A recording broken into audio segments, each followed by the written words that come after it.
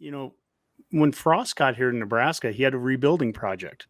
And the lowest I've ever seen Nebraska play on the field was the 2017 team. I mean, were times where we didn't really look competitive, or times that just the effort wasn't there. Maybe the strength and conditioning wasn't there. I'm not making excuses for why we haven't won more the last few years. I'm just saying he took over a program that needed to be rebuilt. In a lot of ways, when you got to York, you experienced some of the same things. York was not in the position that certainly what you now have built up over the years. What is that like to take over a program and that's down? And how do what are some of those first steps? How do you start building the culture? The word that we hear a lot of, culture. How do you start to build a winning culture when that doesn't exist? Well, yeah, you just hit the nail on the head. It starts with culture, and it starts with the weight room. And, I think York's had good athletes. I think their weight room was a little bit fractured. I don't know if that's the right word or not, but they had multiple different people teaching the weight room, and so it wasn't maybe a unified program. And I felt like that was a place we could make big strides right away, and we did with the weight room. And I was at Overton for 12 years, and we had our culture locked in. I mean, those kids were absolute soldiers every year. They knew what our culture was. They knew how to act. I didn't have to even, I could have not even showed up to practice for the first five district titles. You won the championship. You also had 2 runner-up ones. I mean, you had a Hall of Fame success career right there at Overton. So to leave that to go to a school that, and again, there's parallels in a strange way with like Frost. Frost had built something kind of going at UCF. I mean, in some ways, why leave? Why do the rebuilding project? I guess I'd ask you that. What was it about York that, the challenge just drew you there? The challenge was a big thing. One of my best friends, Matt Kern, was here at York.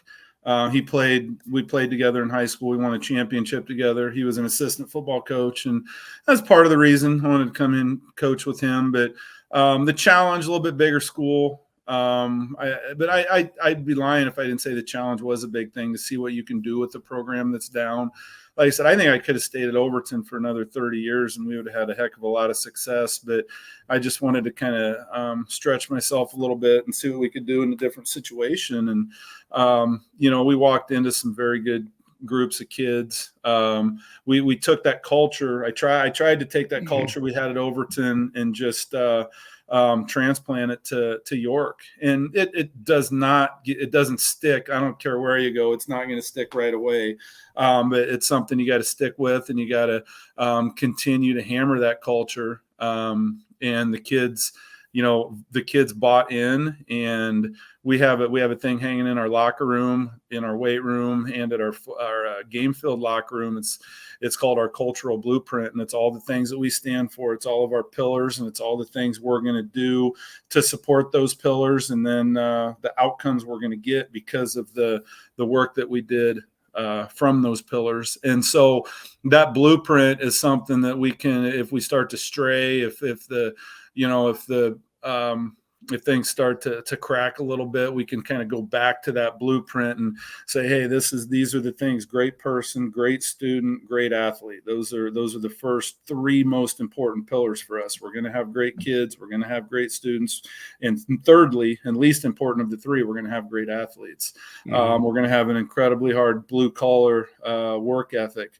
We're going to play football very physical. We're going to, we have all these pillars that we're always going to fall back on. And those things are more important than any offense or defense that you put out there on the field. If you're doing things the right way and you're playing with that culture, because the culture is what kind of smooths out the rough edges. Those years where maybe you don't have as much talent as other years, that's when you can really lean on that culture. And if your culture is really locked in, the years where you do have great talent, you can go sky high. But you hope in the years you don't have talent, it's not going to drop off the face of the earth. So that was a big thing, and you mentioned it, but culture was a big thing at York. And I'd be lying if I didn't say we ran into some great athletes. My second year, Lyndon Califf was our quarterback, and he broke the all-time Class B state record for passing yards in a season. And Ty Danielson and Evan Neville, and we had some incredible athletes there. We had a 9-year run. We were rated in the top 10. We've kind of dropped off a little bit the last couple of years, but we had a 9-year run there where we were rated in the top 10 every year. And so, it's a credit to those kids who bought into our culture and the assistant coaches that we had that have really worked hard.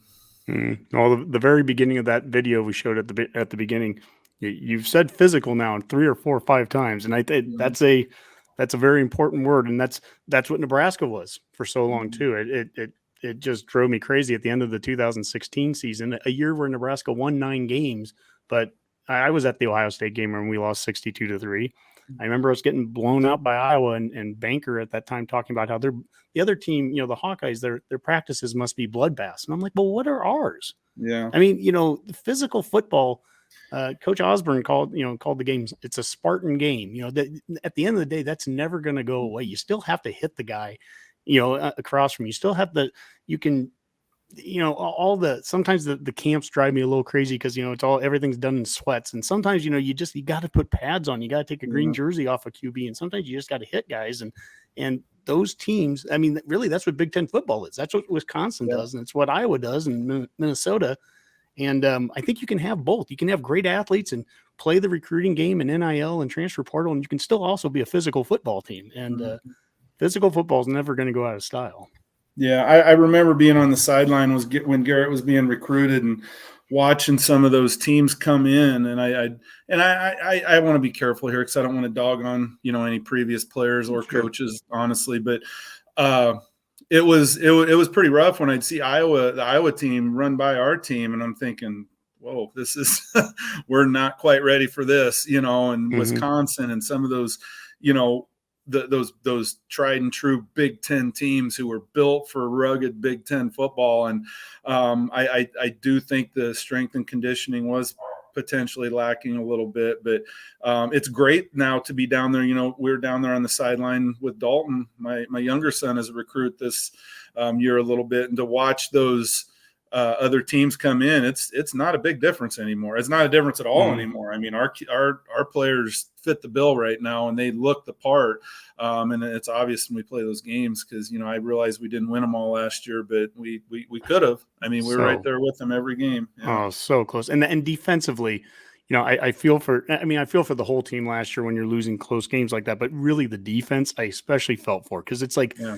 They played so against Michigan State. My goodness, they held them to like 13 total yards in the second half. And I mean, they couldn't get a first down with Walker, and that dude, was a Heisman candidate running back. And Nebraska the black shirts were just shutting them down. We've had JoJo on the show before, and we had JoJo's dad on the show, who's an NFL agent, and talked with them a little bit about that. And it's just like, my goodness, that to play so well. And I guess that's a learning moment. That's a teaching moment for these kids too, is that sometimes you can do things as well as you possibly can, and you still might lose the game. I mean, and they never fractured as a team. The locker room never broke apart. If it would have, they would have been getting blown out by the end of the year when they're playing Ohio State and Wisconsin. But that never happened. I mean, there's things to be proud of in a strange way off of a 3-9 season.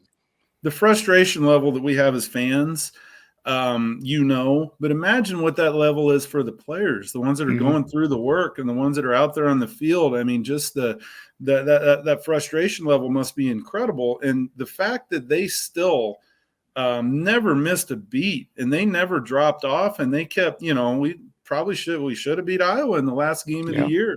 And I've seen previous years, like you mentioned that Iowa game in 2017 where we gave up 46 points in the second half. That none of that stuff. When I hear people comparing Coach Frost's record with previous coaches, you can throw that all out the window because I don't care. I've never seen a Coach Frost, maybe the Michigan game right in the first year, but that doesn't count. You don't see Coach Frost teams giving up 46 points in the second half. I mean, I realize the win-loss record may not be great, but we're right there. I mean, we are right there, and it's encouraging, but it is frustrating. It was rough going to every one of those games. And it's not about the strength and conditioning anymore. It's not about the effort even. A lot of it's just about mistakes, really, and times where I think of we played Northwestern a couple of years ago, and the offensive line, every single offensive lineman had a penalty on them in the first half. And it's like you just can't get out of your own way, and hopefully that's the stuff that gets cleaned up here. They've made some staff changes and on the offensive side there, and hopefully just some cleaner play And Hmm. this thing can change, and it can change in a hurry, Yeah. if the effort's there and all the other things that they're doing.